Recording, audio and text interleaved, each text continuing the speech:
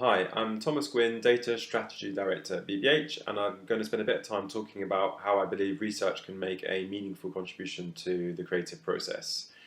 So, we all know that research is incredibly good at generating vast arrays of data relating to consumer behavior and consumer attitudes, which then feeds into insight generation. However, I think behavioral economics and the recognition that there's sometimes a difference between what people claim they think and do relative to what they really think and do. I think this has proven to be quite a stiff challenge to the research practice in general. Having said that, I also think that with the rise to prominence of books such as Thinking Fast and Slow and the general consensus around the System 1, System 2 paradigm, I think there's a fantastic opportunity for research to provide data that straddles both sides of the fence. So, the more conscious, calculated side of consumer feedback, but equally the more kind of unconscious, instinctive choice making that we make, that we do as human beings. It's obviously not quite as simple as simply saying, you've got rational and emotional on one side. But I think if research can pull off the trick of shining a light on both sides of the table, then from a creative point of view, that really goes a long way to resolving the tension between research as evidence building and research as a platform for inspiration, allowing you to make that creative leap of faith. So, in black and white terms, what does this mean? I think it means being able to reconcile consumer behavior with the implicit goals that those same consumers have.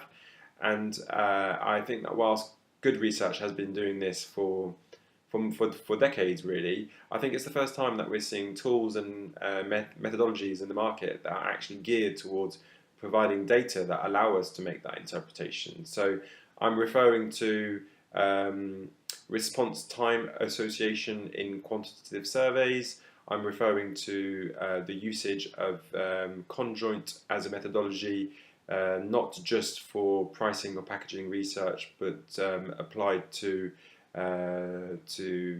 brand measurement. I think that's a really interesting development. And I'm also, a huge fan and a massive advocate of ethnography in the sense that it allows you to get behind that firewall that human beings put up in public and prevents you usually from understanding the emotional motivations and the personal values that guide the choices that they make. So I don't really believe in a single kind of silver bullet, but I think the combination of these new types of methodologies and research techniques can really be very interesting from a creative point of view. Thinking about how creativity is ultimately an expression of branding that impacts on a human truth, then where research is able to provide a deep understanding of cognitive behavior, but also emotional feeling, and to do those two things in unison, then I think that's always going to be able to provide new creative opportunities, unlock new creative avenues, and knock doors down in the process.